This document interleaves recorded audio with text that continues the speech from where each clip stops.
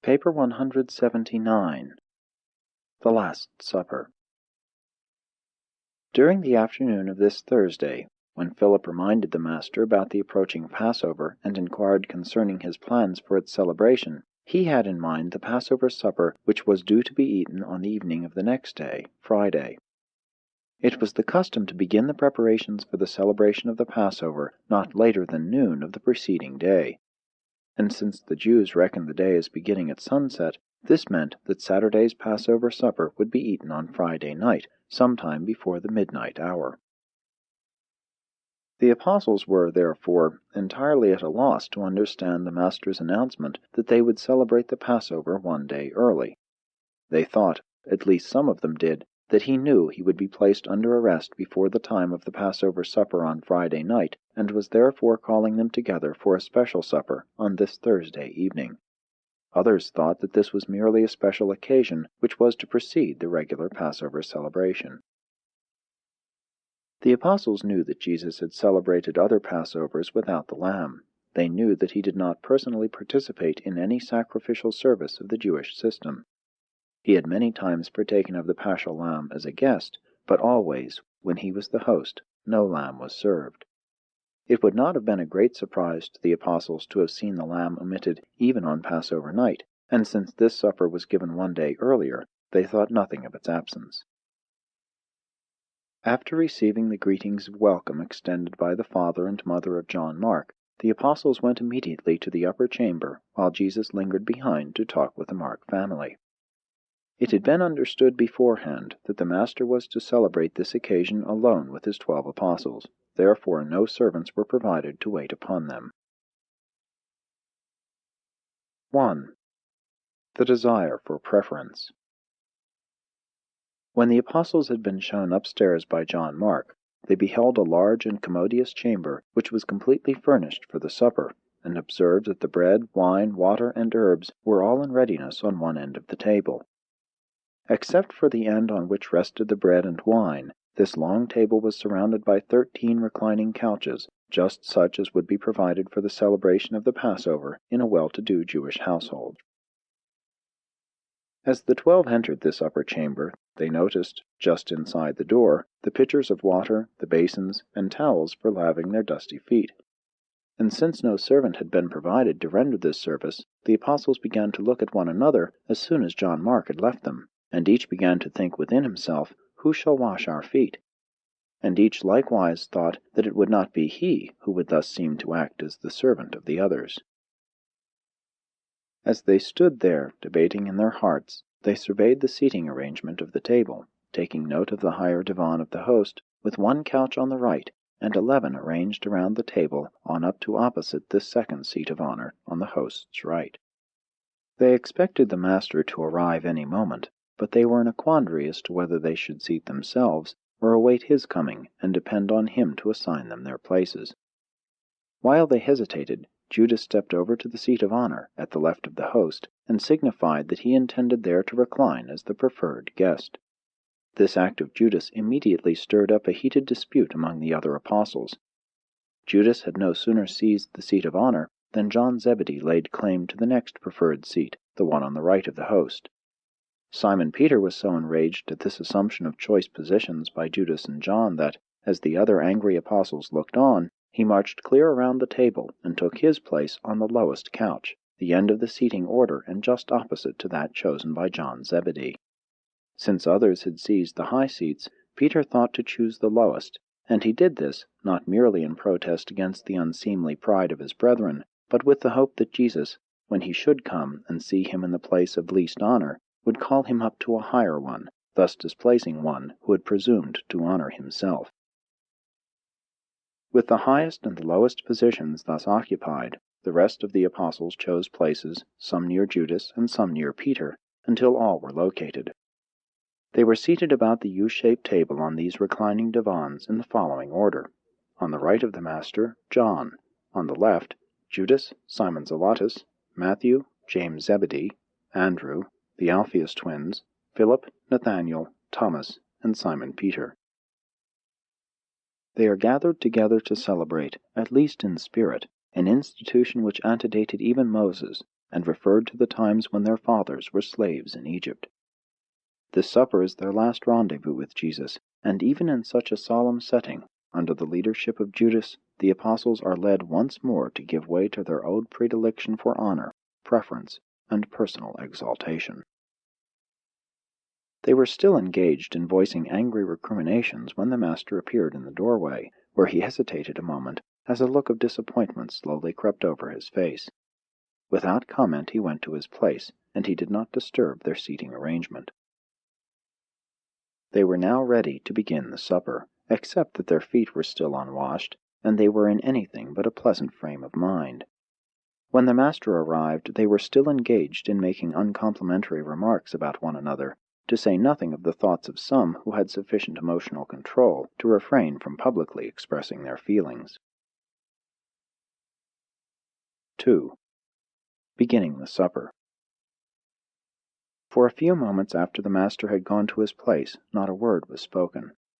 Jesus looked them all over and, relieving the tension with a smile, said, "I have greatly desired to eat this Passover with you. I wanted to eat with you once more before I suffered, and realizing that my hour has come, I arranged to have this supper with you tonight, for as concerns the morrow, we are all in the hands of the Father whose will I have come to execute. I shall not again eat with you until you sit down with me in the kingdom which my Father will give me when I have finished that for which he sent me into this world." After the wine and the water had been mixed, they brought the cup to Jesus, who, when he had received it from the hand of Thaddeus, held it while he offered thanks. And when he had finished offering thanks, he said, "Take this cup, and divide it among yourselves, and, when you partake of it, realize that I shall not again drink with you the fruit of the vine, since this is our last supper. When we sit down again in this manner, it will be in the kingdom to come." Jesus began thus to talk to his apostles because he knew that his hour had come. He understood that the time had come when he was to return to the Father, and that his work on earth was almost finished. The Master knew he had revealed the Father's love on earth, and that he had shown forth his mercy to mankind, and that he had completed that for which he came into the world, even to the receiving of all power and authority in heaven and on earth. Likewise he knew Judas Iscariot had fully made up his mind to deliver him that night into the hands of his enemies. He fully realized that this traitorous betrayal was the work of Judas, but that it also pleased Lucifer, Satan, and Caligastia, the prince of darkness. But he feared none of those who sought his spiritual overthrow, any more than he feared those who sought to accomplish his physical death. The Master had but one anxiety, and that was for the safety and salvation of his chosen followers. And so, with the full knowledge that the Father had put all things under his authority, the Master now prepared to enact the parable of brotherly love. 3. Washing the Apostles' feet. After drinking the first cup of the Passover, it was the Jewish custom for the host to arise from the table and wash his hands.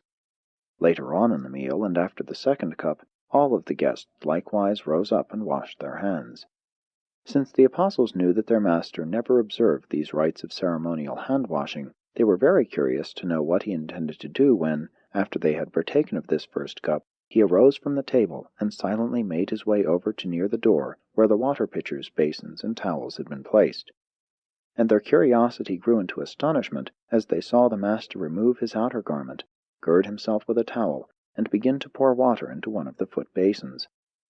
Imagine the amazement of these 12 men, who had so recently refused to wash one another's feet, and who had engaged in such unseemly disputes about positions of honor at the table, when they saw him make his way around the unoccupied end of the table to the lowest seat of the feast, where Simon Peter reclined, and, kneeling down in the attitude of a servant, made ready to wash Simon's feet. As the Master knelt, all 12 arose as one man to their feet. Even the traitorous Judas so far forgot his infamy for a moment as to arise with his fellow apostles in this expression of surprise, respect, and utter amazement. There stood Simon Peter, looking down into the upturned face of his Master. Jesus said nothing. It was not necessary that he should speak. His attitude plainly revealed that he was minded to wash Simon Peter's feet. Notwithstanding his frailties of the flesh, Peter loved the Master. this Galilean fisherman was the first human being wholeheartedly to believe in the divinity of Jesus, and to make full and public confession of that belief. And Peter had never since really doubted the divine nature of the Master. Since Peter so revered and honored Jesus in his heart, it was not strange that his soul resented the thought of Jesus' kneeling there before him in the attitude of a menial servant and proposing to wash his feet as would a slave.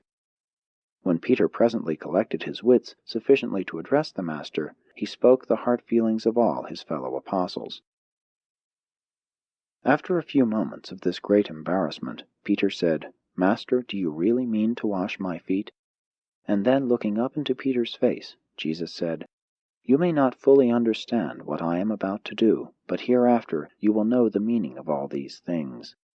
Then Simon Peter, drawing a long breath, said, "Master, you shall never wash my feet." And each of the apostles nodded their approval of Peter's firm declaration of refusal to allow Jesus thus to humble himself before them.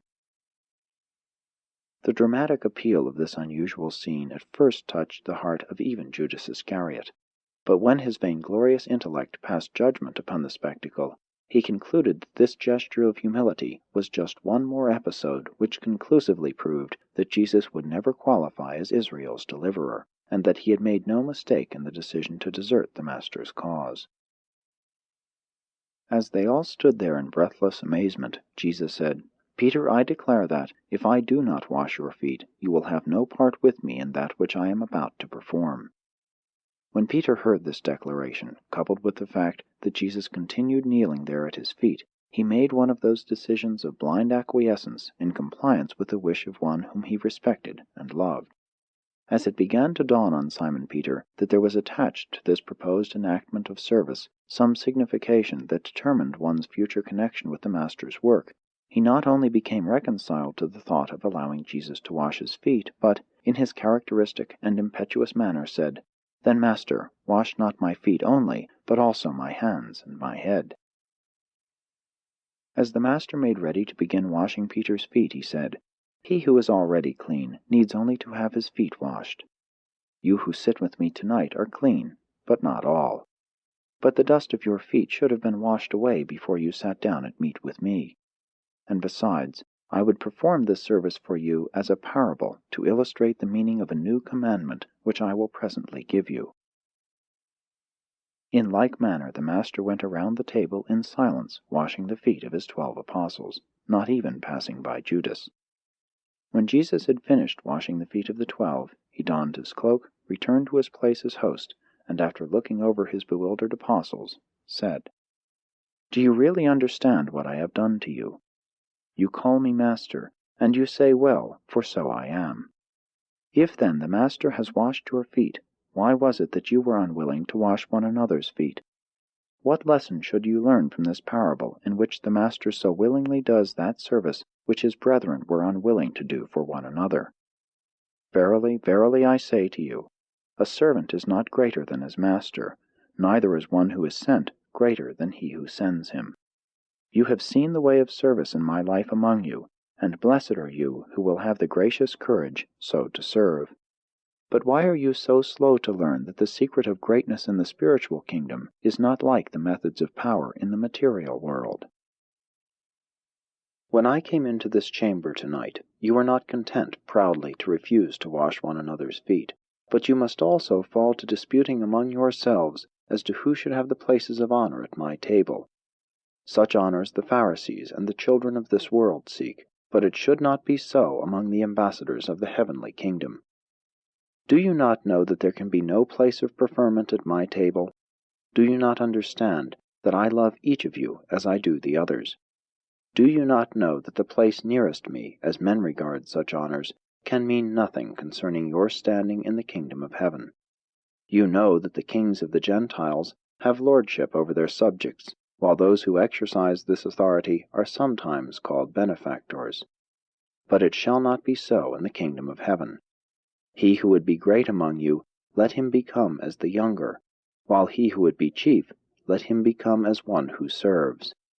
Who is the greater, he who sits at meat, or he who serves? Is it not commonly regarded that he who sits at meat is the greater? but you will observe that I am among you as one who serves. If you are willing to become fellow servants with me in doing the Father's will, in the kingdom to come you shall sit with me in power, still doing the Father's will in future glory." When Jesus had finished speaking, the Alphaeus twins brought on the bread and wine, with the bitter herbs and the paste of dried fruits, for the next course of the Last Supper. 4. Last words to the betrayer. For some minutes the apostles ate in silence, but under the influence of the Master's cheerful demeanor, they were soon drawn into conversation, and ere long the meal was proceeding as if nothing out of the ordinary had occurred to interfere with the good cheer and social accord of this extraordinary occasion. After some time had elapsed, in about the middle of this second course of the meal, Jesus, looking over them, said, "I have told you how much I desired to have this supper with you, and knowing how the evil forces of darkness have conspired to bring about the death of the Son of Man, I determined to eat this supper with you in this secret chamber, and a day in advance of the Passover, since I will not be with you by this time tomorrow night. I have repeatedly told you that I must return to the Father. Now has my hour come, but it was not required that one of you should betray me into the hands of my enemies." When the 12 heard this, having already been robbed of much of their self-assertiveness and self-confidence by the parable of the feet-washing and the Master's subsequent discourse, they began to look at one another, while in disconcerted tones they hesitatingly inquired, "Is it I?" And when they had all so inquired, Jesus said, "While it is necessary that I go to the Father, it was not required that one of you should become a traitor to fulfill the Father's will. This is the coming to fruit of the concealed evil in the heart of one who failed to love the truth with his whole soul. How deceitful is the intellectual pride that precedes the spiritual downfall. My friend of many years, who even now eats my bread, will be willing to betray me, even as he now dips his hand with me in the dish." And when Jesus had thus spoken, they all began again to ask, "Is it I?" And as Judas, sitting on the left of his Master, again asked, "Is it I?" Jesus, dipping the bread in the dish of herbs, handed it to Judas, saying, "You have said." But the others did not hear Jesus speak to Judas. John, who reclined on Jesus' right hand, leaned over and asked the Master, "Who is it? We should know who it is that has proved untrue to his trust." Jesus answered, "Already have I told you, even he to whom I gave the sop." But it was so natural for the host to give a sop to the one who sat next to him on the left, that none of them took notice of this, even though the Master had so plainly spoken. But Judas was painfully conscious of the meaning of the Master's words associated with his act, and he became fearful lest his brethren were likewise now aware that he was the betrayer. Peter was highly excited by what had been said, and leaning forward over the table, he addressed John.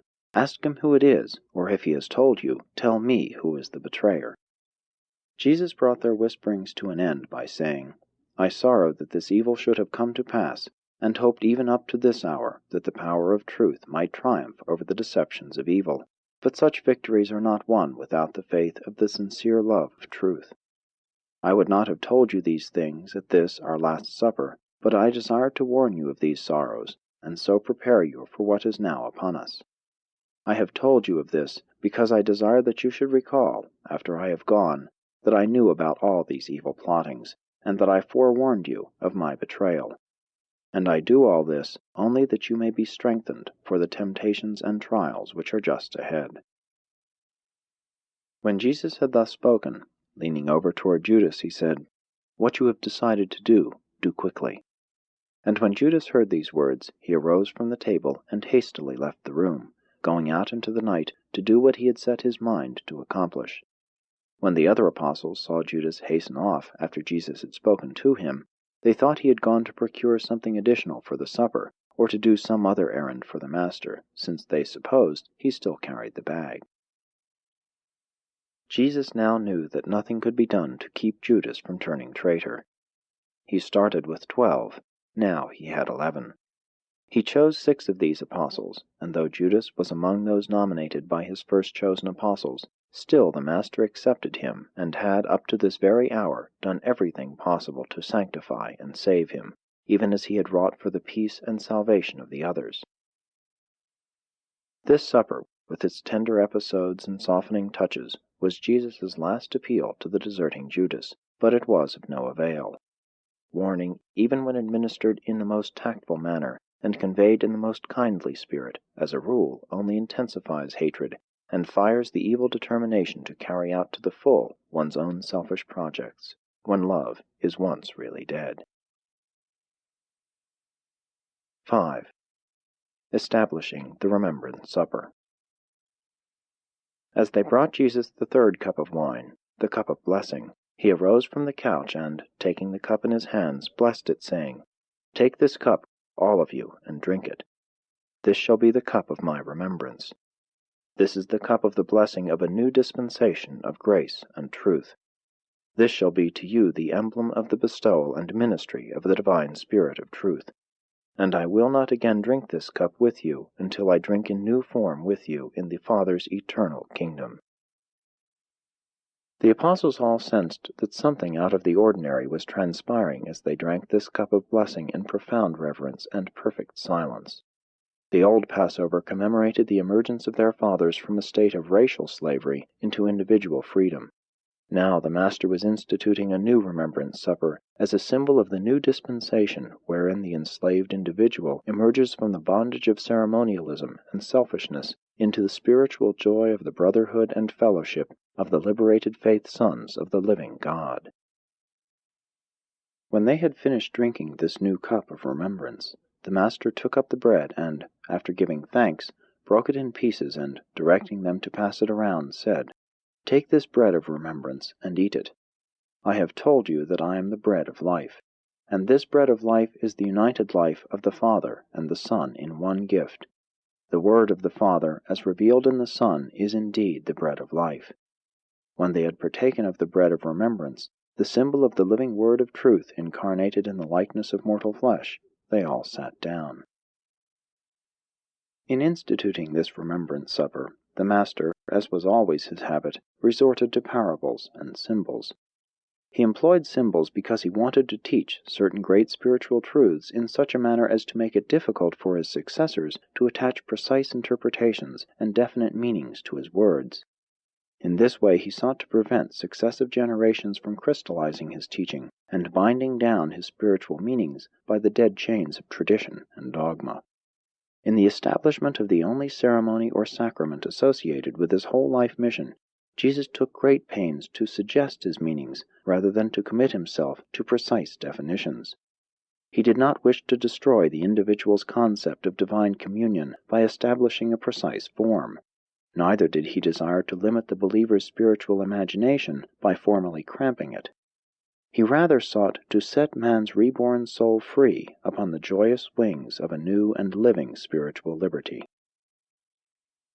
Notwithstanding the Master's effort thus to establish this new sacrament of the remembrance, those who followed after him in the intervening centuries saw to it that his expressed desire was effectively thwarted, in that his simple spiritual symbolism of that last night in the flesh has been reduced to precise interpretations and subjected to the almost mathematical precision of a set formula.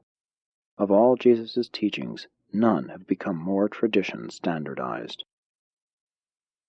This supper of remembrance, when it is partaken of by those who are Son-believing and God-knowing, does not need to have associated with its symbolism any of man's puerile misinterpretations regarding the meaning of the divine presence, for upon all such occasions the Master is really present. The remembrance supper is the believer's symbolic rendezvous with Michael. When you become thus spirit-conscious, the Son is actually present, and his spirit fraternizes with the indwelling fragment of his Father. After they had engaged in meditation for a few moments, Jesus continued speaking. "When you do these things, recall the life I have lived on earth among you, and rejoice that I am to continue to live on earth with you, and to serve through you. As individuals, contend not among yourselves as to who shall be greatest. Be you all as brethren. And when the kingdom grows to embrace large groups of believers, likewise should you refrain from contending for greatness, or seeking preferment between such groups." And this mighty occasion took place in the upper chamber of a friend. There was nothing of sacred form or of ceremonial consecration about either the supper or the building. The Remembrance Supper was established without ecclesiastical sanction. When Jesus had thus established the supper of the remembrance, he said to the apostles, "And as often as you do this, do it in remembrance of me. And when you do remember me, first look back upon my life in the flesh, recall that I was once with you, and then by faith discern that you shall all sometime sup with me in the Father's eternal kingdom. This is the new Passover which I leave with you, even the memory of my bestowal life, the word of eternal truth, and of my love for you, the outpouring of my Spirit of truth upon all flesh." And they ended this celebration of the old but bloodless Passover in connection with the inauguration of the new supper of the remembrance, by singing, all together, the 118th Psalm.